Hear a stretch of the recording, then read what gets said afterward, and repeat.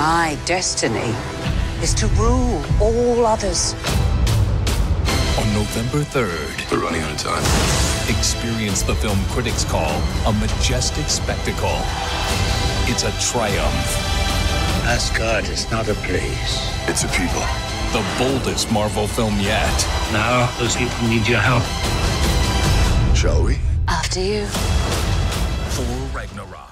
Hey everybody, so I've already posted my non-spoilery Thor Ragnarok review, and the movie hasn't quite come out yet, but I wanted to talk a little bit about Marvel Phase 4 and address a little bit about what's going on with the Thor character and predictions for after Infinity War, because I do think that Chris Hemsworth will re-sign a new contract. His Marvel movie contract is coming to an end through Infinity War. He, like Chris Evans and a couple other people, are reaching the end of their contract, so a lot of people are wondering what's going on next, and they've been teasing some stuff from behind the scenes. Kevin Feige's already confirmed a few things without giving away too many big spoilers, so I'll say there's a new round of the Thor ticket giveaway. All you have to do to enter is be a subscriber, leave a comment on this video.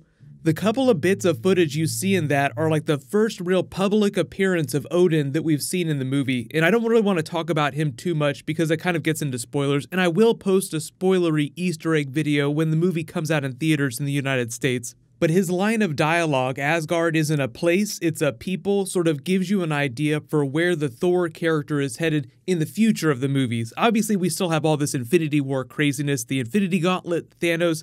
That's all sort of predetermined, but after that, I believe the future of Thor is in the future of the Iron Man character. So think about what happened to Iron Man after he got his trilogy.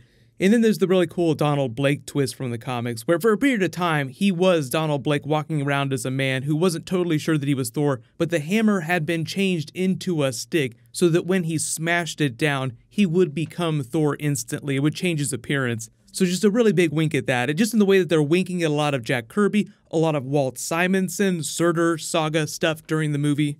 This is Thor's third movie, and even though they've been teasing that the director is going to do another Marvel movie eventually, the way people are writing about it, they're interpreting that as the fact that there will be another Thor movie in the future. And while there will be a lot of Thor stuff happening in the MCU, really the bigger thing that's being rolled out in Phase 4 is brand new characters that you haven't seen before, new locations, and it's a lot harder to do that when you have a Thor character that's tied to Asgard and all these characters that have come back in the last 3 movies.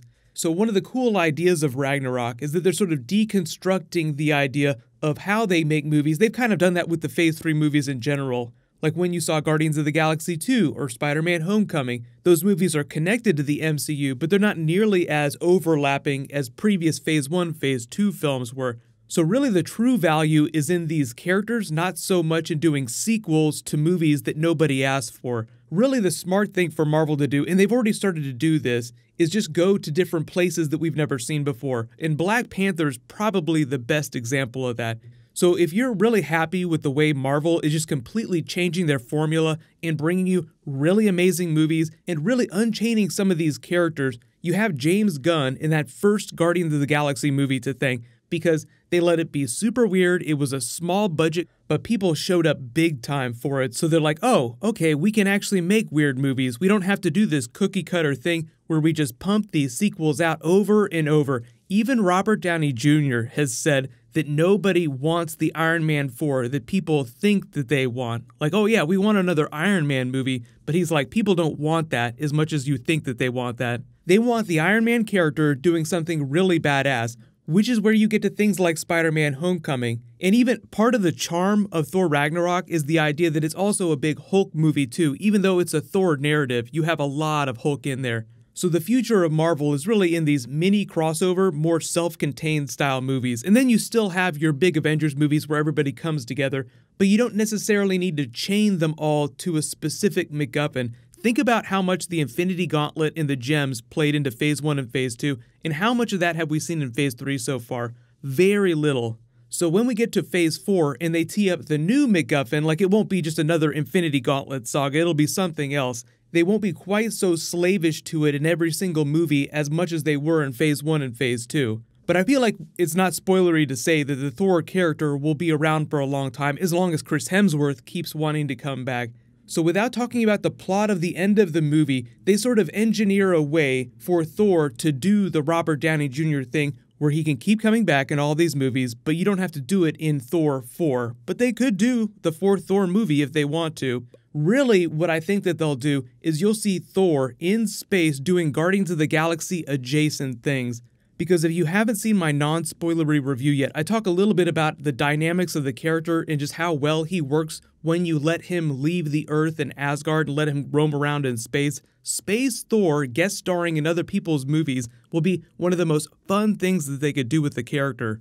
So it should come as no surprise that that's why they use him as the connective tissue to Infinity War in that Comic-Con trailer that they released, where he face plants on the Milano. So one, Chris Hemsworth is just hilarious, but because he's so powerful, you just need to present him with challenges that you might not find on Earth. That's better for people like Spider-Man, like the ground-level Avengers. He's very powerful, he's still an A-list Avenger, but Thor is a genuine god in the Marvel Universe, so you just need to up the threat level accordingly. Although they did confirm that another A-list Avenger who's not Iron Man will guest star in the next Spider-Man solo film. That'll take place directly after Avengers 4. So on that list, honestly, I think that the Hulk is probably the best option, like if he comes back to Earth. Because part of the sharing arrangement with the Spider-Man Sony deal is that they get access to the Avengers characters, and they want the really familiar ones. So like Captain Marvel is going to be an awesome character, but people aren't super familiar with her, even though she's going to be super powerful. She'll be really awesome in that fourth Avengers film.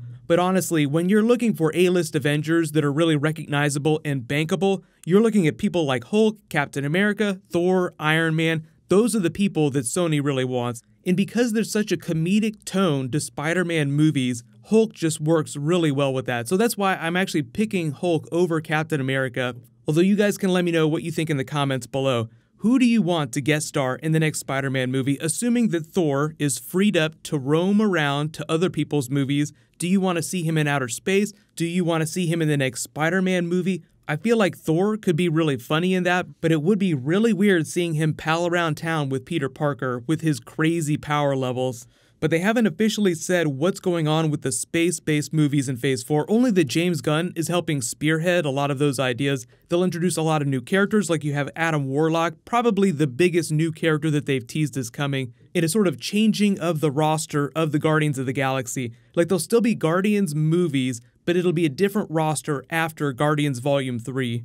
So that is why I think that Thor would actually work really well in that franchise if they want to make him one of the Guardians of the Galaxy. But I almost forgot, Kevin Feige also responded to a lot of female Thor questions, like, would we ever see a female Thor? Honestly, if they're going to do that, I think that they would just turn Valkyrie into the next Thor, because Tessa Thompson is so awesome during Thor Ragnarok. You're like, why wouldn't they just do that? It'd be a no-brainer. She's already a badass and almost as powerful as Thor, but if you know the comic book twist behind female Thor, it's a little bit different. In the comics, they're actually bringing back the regular version of Thor. He has a gold hammer, it's super blinged out. I don't know what the twist is going to be, but that has nothing to do with what's going on in the movies. That's all comic book stuff, so it's completely separate.